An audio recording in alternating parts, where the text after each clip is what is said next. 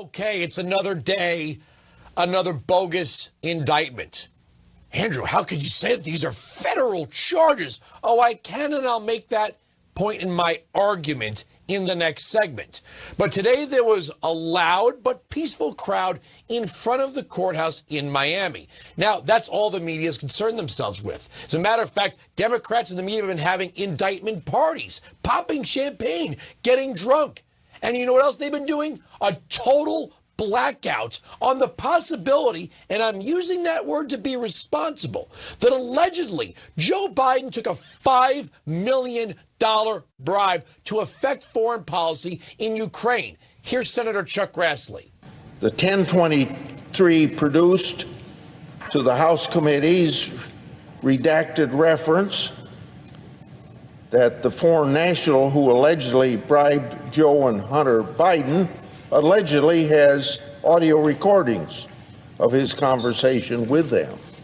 17 such recordings.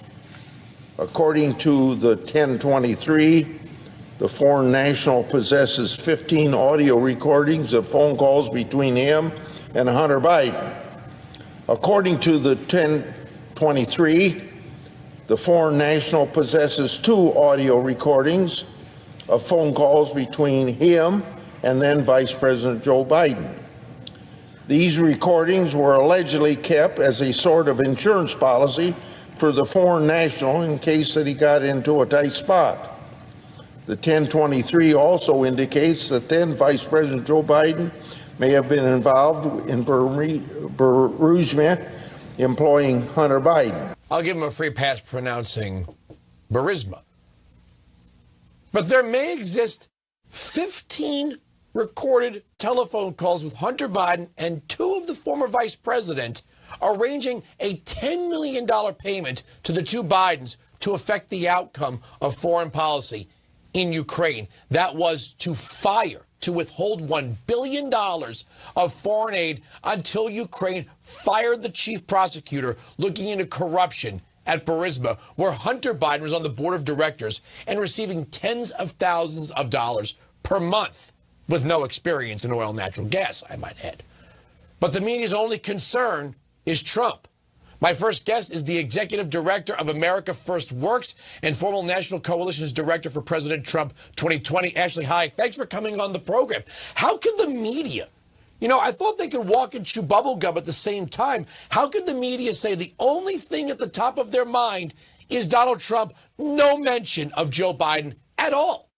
Well, that's part of the greater plan, right? And one of the things I think you maybe forget to mention here is that, remember, Donald Trump was actually impeached for looking into the corruptness of Ukraine. Like, that was what Democrats impeached him on forever ago. So anytime this man tries to unveil or expose the swamp, they come after him. So where there's smoke, there's fire. And this goes for Joe Biden and Hunter Biden and Petraeus and Clinton and Obama and everything tied to this entire situation. And see, 2 things are true. Number one, the fact that this DOJ is weaponized beyond anything we could have ever imagined. And number 2, the mainstream media is aiding and abetting the DOJ and their weaponization of this country, of the American people, of our government. This investigation began with an alleged violation of the Presidential Records Act, which is not a criminal statute, which the archivist told us that every modern president has violated. They used that to get themselves inside Mar-a-Lago and attempt to entrap Trump in either making false statements or obstruction, that's ham sandwich indictment stuff. That the FBI got themselves in there with this big shock and awe raid. But again, the PRA is not a criminal statute. That's right. And so that's why they're talking about the Espionage Act. But remember, the president, the head of the National Archives, is a political appointment. So that person is appointed by who? Joe Biden.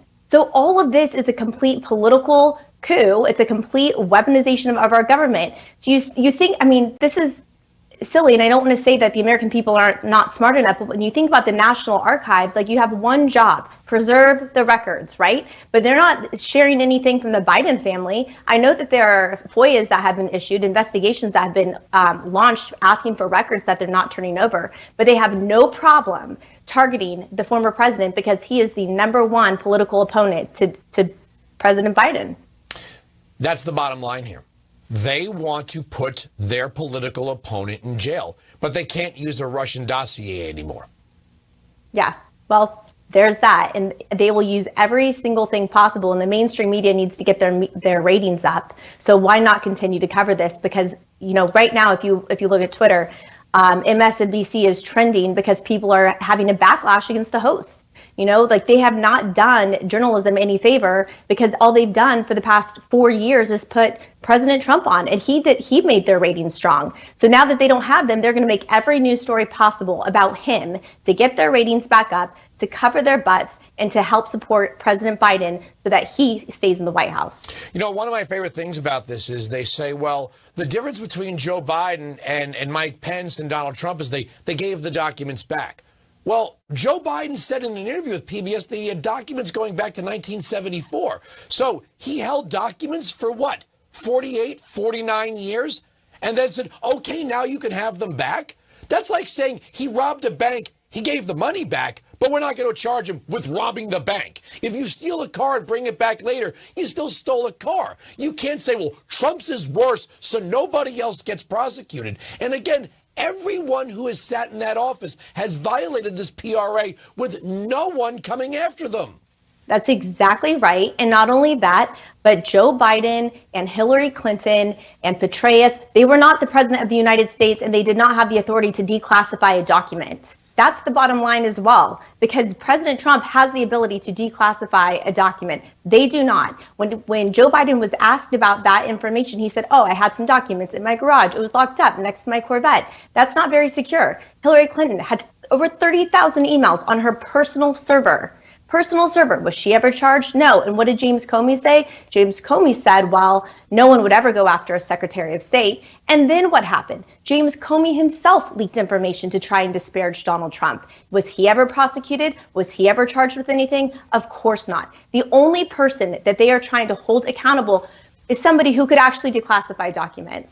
So I think the American people can see right through this. Isn't it amazing that all of the leadership of the FBI that defrauded the FISA court with the dossier, they couldn't substantiate it, they couldn't verify it, it was uncorroborated, they couldn't get Christopher Steele to actually come up with any truth behind it, even for $1 million, and they still took it to the FISA court to get a warrant, and no one's been held accountable for this. No, and next week we're going to hear Durham testify as well. I think that's going to be very telling. I think a lot of what President Trump has said over the past 7 years now have been actually true and proven true from the very beginning when he was spied on. I remember doing an interview literally in 2017, and the left was saying, oh no, they didn't wiretap a president. They absolutely wiretapped him. It was completely wrong, and what they continue to do is wrong, and it's wrong by the American people.